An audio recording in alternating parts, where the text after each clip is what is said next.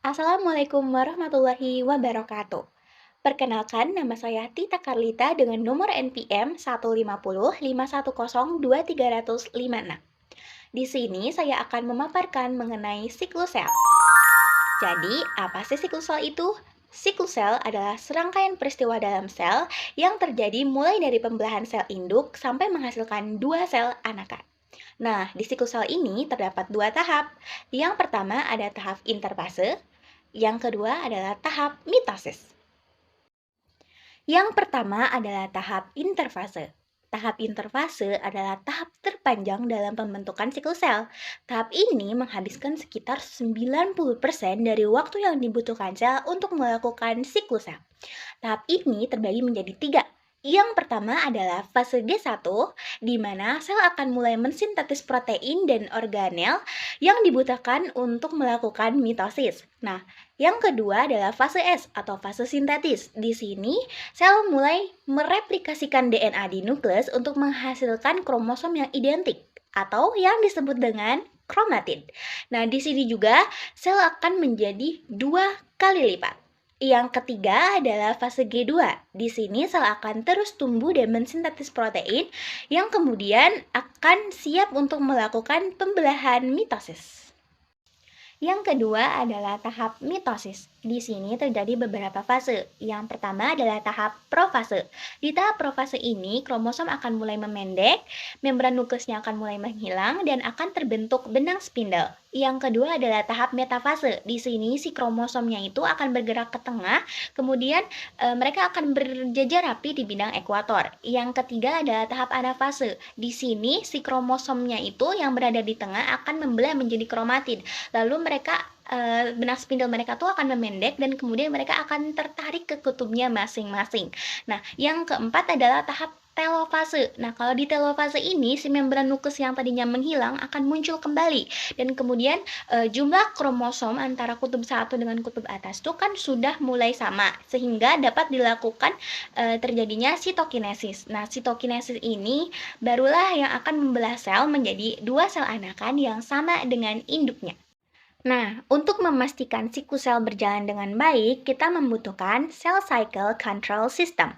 Cell cycle control system adalah sistem yang mengatur dan mengontrol siklus sel. Cell cycle control system ini berupa protein dan enzim. Di sini, cell cycle control system terbagi menjadi 4. Yang pertama ada siklin. Siklin adalah protein yang konsentrasinya bervariasi sepanjang siklus sel. Tiap fase memiliki siklin yang berbeda. Contoh, siklin D ini berada pada fase G1. Yang kedua ada siklin dependent kinase. Siklin dependent kinase atau CDK adalah enzim yang bekerja dengan siklin untuk mengontrol transisi dari satu fase ke fase berikutnya. Contohnya itu ada CDK2 yang bekerja dengan siklin E dan A pada fase S dan G2. Nah, itulah mengapa di CDK ini kita membutuhkan siklin yang aktif. Yang ketiga ada inhibitor CDK. Adalah protein yang menghambat aktivitas CDK, memastikan CDK ini hanya aktif pada waktu yang tepat saja. Contohnya itu ada P21 yang menghambat CDK2 dan CDK1 pada berbagai fase. Dan yang terakhir, tahap terpenting yaitu adalah checkpoint. Cell cycle checkpoint adalah titik kontrol dalam siklus sel untuk memastikan kelancaran dan ketepatan proses. Di sini checkpoint fungsinya memastikan semua persyaratan terpenuhi sebelum melanjutkan ke fase berikutnya. Di sini ada 3 cell cycle checkpoint. Yang pertama ada cell cycle G1S, memastikan DNA ini tidak rusak sebelum direplikasi. Nah, yang kedua ada checkpoint G2M. Di sini memastikan DNA telah direplikasi dengan benar dan kerusakan DNA diperbaiki. Nah, yang ketiga ada checkpoint M, memastikan semua kromosom tersusun rapi sebelum dipisahkan. Tapi bagaimana jika cell cycle checkpoint itu nggak berjalan dengan baik? Maka ada 3 kemungkinan yang dapat terjadi. Yang pertama, kalau si kerusakan DNA ini tidak diperbaiki sebelum replikasi, maka dapat menyebabkan mutasi DNA. Mutasi DNA ini dapat menyebabkan perubahan protein yang dikodekan oleh gen, sehingga akan menyebabkan penurunan pertumbuhan, kematian sel, dan bahkan kanker tanaman. Terus yang kedua akan terjadi aneuploidi. Apa tuh aneuploidi? Aneuploidi adalah kondisi di mana sel ini memiliki jumlah kromosom yang tidak normal. Ini tuh akan menyebabkan tanaman sulit bereproduksi dan menyebabkan kelainan perkembangan pada si tanaman tersebut.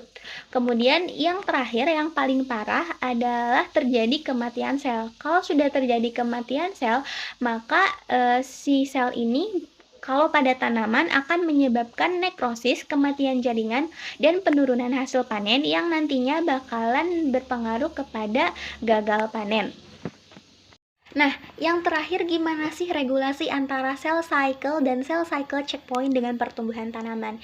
Jadi, si cell cycle dan cell cycle checkpoint ini penting banget buat pertumbuhan tanaman. Kenapa? Karena merekalah yang akan memastikan bahwa pembelahan sel ini terjadi secara benar yang kemudian akan menghasilkan dua sel anakan yang sehat. Gak bisa kalau cuma cell cycle-nya doang, gak ada cell cycle checkpoint-nya. Kalau cell cycle checkpoint-nya gak ada, maka akan terjadi konsekuensi yang sudah saya jelaskan sebelumnya. Kemudian cell cycle dan cell cycle checkpoint ini harus terjadi secara beriringan atau saling berkaitan, sehingga nanti kalau si anakannya ini sehat, kan si tanamannya juga bakalan sehat. Kalau si tanamannya sehat, maka hasil panen yang didapatkan juga bakalan banyak, sehingga nantinya bakalan memberikan keuntungan buat para petani, sehingga panen yang dihasilkan pun bakalan sukses. Sekian presentasi dari saya, mohon maaf jika terdapat kesalahan. Terima kasih atas perhatiannya. Wassalamualaikum warahmatullahi wabarakatuh.